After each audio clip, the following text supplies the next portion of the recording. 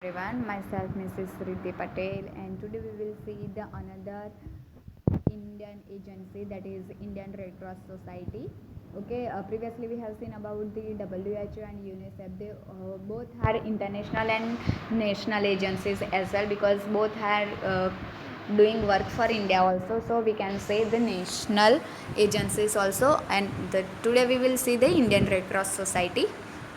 Introduction. The Indian Red Cross Society's formation was done in 1920. The Red Cross is a voluntary humanitarian organization. Total 700 branches throughout the country, providing relief in the time of disaster and emergency. How much the Indian Red Cross Society has the branches? It has 700 branches, okay, and they provide relief during the disaster and in any emergency. Then they promote health and care to the vulnerable people and communities. Okay, vulnerable મતલબ જે high risk people છે એ લોકોને શું provide કરે છે? તો health related જે પણ કેર હશે એ પ્રમોટ કરે છે. Now mission. What is the mission of Indian red cross society? So that is inspire, encouragement, initiative all forms of humanitarian activities. Okay, humanity. Okay, તો શું કરે છે? તો ઇન્સ્પાયર કરે છે, એન્કરેજ કરે છે અને initiate all forms of humanitarian activities. Now prevent, minimize social sufferings. Another mission is create more congenital climate for peace. Okay, તો મેઇનલી શું? તો એક સારું એવું એન્વાયરમેન્ટ ટ્રાય કરે છે, સારું એવું એન્વાયરમેન્ટ ક્રિએટ કરવાનું કે જેનાથી પીસ મળી શકે બધાને, right. Now origin. Saint John ambulance association joint committee of British red cross. હવે આનું ઓરિજિન ક્યાંથી થયું હતું? તો જે સેન્ટ જોન, ઓકે, એમની એક કમિટી હતી બ્રિટિશ રેડ ક્રોસ, એની સાથે થઈને આ જે ઇન્ડિયન રેડ ક્રોસ છે એનું એસ્ટાબ્લિશમેન્ટ થયું હતું. For the relief of soldiers March. Okay, જે પણ સોલ્જર્સ હતા જે ફાઇટ કરે છે એના રિલીફ માટે આ જે બ્રિટિશ રેડ ક્રોસ છે એનું establishment. 1920 March 3, a bill in Indian Council to constitute Indian Red Cross Society independently. Now એ ક્યારે? તો 3 માર્ચ 1920 એનું મેઇન એસ્ટાબ્લિશમેન્ટ થયું હતું. ઓકે, સૌથી પહેલાં એ કોને મળ્યા હતા? તો બ્રિટિશ રેડ ક્રોસ સાથે મળ્યા હતા. ઓકે, અને શાના માટે? તો સોલ્જર્સ માટે વર્ક કરતી હતી. બટ ઇન ઇન્ડિયા ક્યારે થઈ હતી? તો March 3, 1920 independent. Now 1920 March 20 it became IRCS, Indian Red Cross Society Act, which is under Parliament Act 15 of 1920. Okay, મતલબ 20 માર્ચ 1920 એ શું બન્યું હતું? એક એક્ટ બન્યો હતો. ઇન્ડિયન રેડ ક્રોસ સોસાયટીનો એક એક્ટ બનાવવામાં આવેલો અને અંડર પાર્લામેન્ટ મતલબ 15 માર્ચે એ અંડર પાર્લામેન્ટની અંદર ગયો હતો. ઓકે, અને પછી 5 દિવસ પછી એને એક્ટ બનાવવામાં આવ્યો. નાવ organisation.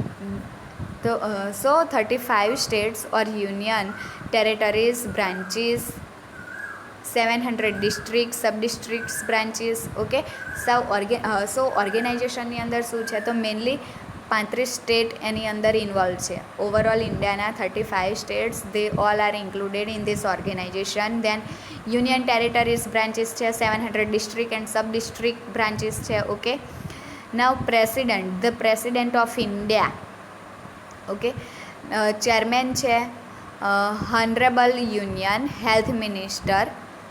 Honourable union health minister એમના ચેરમેન છે. વાઇસ ચેરમેન છે elected by members of managing body.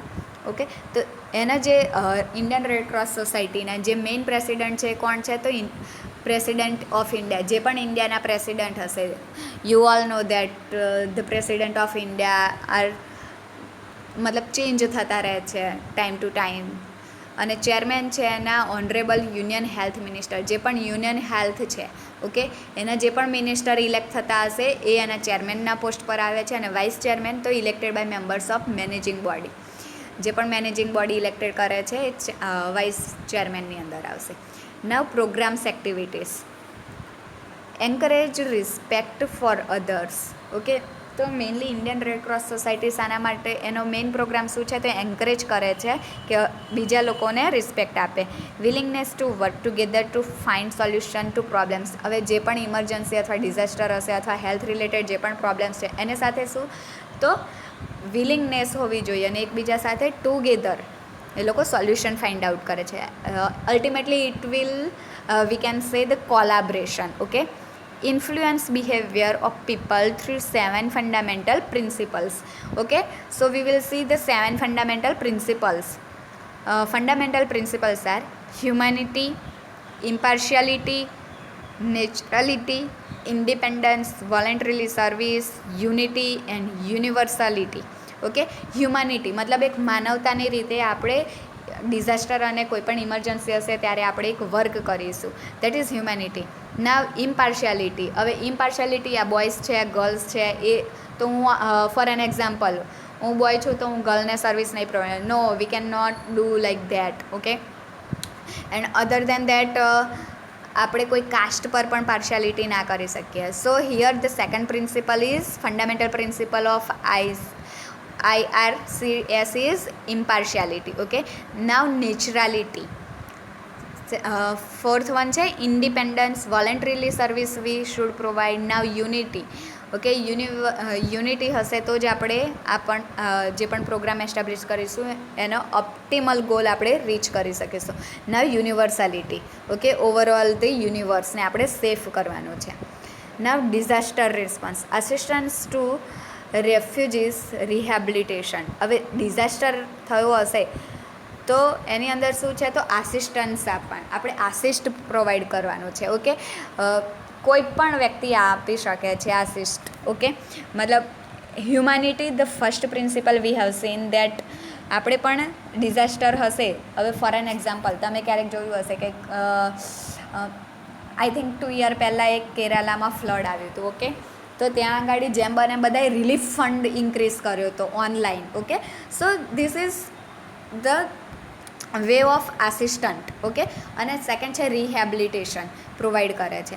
Now millions of people they are participate in disaster response. Okay, now disaster preparedness aim to make Indian Red Cross Society aware of risk they face to cope when disaster strikes. જ્યારે કોઈ પણ disaster થાય છે ત્યારે એ લોકો શું કરે છે તો જે ઇન્ડિયન રેડ ક્રોસ સોસાયટી છે એને અવેર કરે છે કે આ ડિઝાસ્ટર આવેલો છે અને we have to face to cope with it. Okay, now health care in communities. So what is Indian Red Cross Society do for healthcare in communities? Hospital service it provide, then it will provide the blood bank, HIV/AIDS program, then vocational training units, maternity, child, family welfare, then nursing they provide. Okay, then junior Red Cross activity, prevention of communicable infectious disease, relief operation in accidents. Okay, health care જે પણ community છે કમ્યુનિટીના પીપલની જે પણ health છે તો Indian red cross society કેવી રીતના provide કરે છે સારી એવી હેલ્થ કેર તો by providing hospital services. Okay, હવે હોસ્પિટલની અંદર કંઈ ખૂટતું કરતું હશે તો જે ઇન્ડિયન રેડ ક્રોસ સોસાયટી પાસે જે પણ ફંડ હશે તો એ લોકો એ ફંડ એની અંદર આપશે અને કંઈ પણ જે પણ વસ્તુની જરૂરત હશે એ પ્રોવાઈડ કરશે. નાવ બ્લડ બેંક. ઓકે, તમે ઘણી જગ્યાએ જોયું હશે. ફોર એન એક્ઝામ્પલ અમદાવાદમાં એક ઇન્ડિયન રેડ ક્રોસ સોસાયટી છે જે આઈ બેંક એની પાસે પોતાની એક આઈ બેંક છે, પછી બ્લડ બેંક પણ છે અને થર્ડ વન જે થેલેસેમિયા માઇનર અને મેજર હોય છે, રાઈટ. તો જે સ્ટેમ સેલ પ્રિઝર્વેશન કરે છે stem cell, so they have the bank of stem cell also. Okay, ને વોકેશનલ ટ્રેનિંગ યુનિટ્સ, દેન મેટર્નિટી માટે પણ એ વર્ક કરે છે, સેફ ઇન્સ્ટિટ્યુશનલ ડિલિવરી કરાવે છે, ઓબ્સ્ટેટ્રિક ઇમરજન્સી કન્ડિશન્સ. ઓકે, ને ચાઇલ્ડ ફેમિલી વેલફેરની અંદર છે nursing, junior red cross activity કરે છે, preparation for prevention of communicable જે પણ કમ્યુનિકેબલ અથવા ઇન્ફેક્શિયસ ડિસીઝ છે તો મેઇન શું કરે છે તો એને પ્રિવેન્ટ કરવાનો ટ્રાય કરે છે. રિલીફ ઓપરેશન ઇન એક્સિડન્ટ્સ, હવે કોઈ એક્સિડન્ટ્સ થયા હશે તો જેમ બને એમ ઇમરજન્સી કેર પ્રોવાઈડ કરે છે એ લોકો. ના volunteer, so what is volunteer? Heart backbone of red cross. Okay, without volunteer Indian red cross or any red cross society cannot do anything. Okay, I mean to say that they cannot get that optimum goal. Okay, so volunteer is needed in this red cross society, and they volunteer are the heart, or you can say backbone of red cross. Okay, heart કહેવામાં આવે છે Indian red Cross સોસાયટીનો. Now help branches to run successful programs, assist people in need. Okay, A volunteer શું કરશે? તો જે પણ successful programme છે એને રન કરાવશે, મતલબ સારા એવા પ્રોગ્રામ હેન્ડલિંગ કરશે અને જે પણ લોકોને જરૂરિયાત છે એને આસિસ્ટ કરશે. Indian red cross society provides personal development opportunities, recognises, rewards volunteers. Okay, હવે જે ઇન્ડિયન રેડ ક્રોસ સોસાયટી છે એ શું કરશે? તો પર્સનલ ડેવલપમેન્ટ પ્રોવાઈડ કરે છે.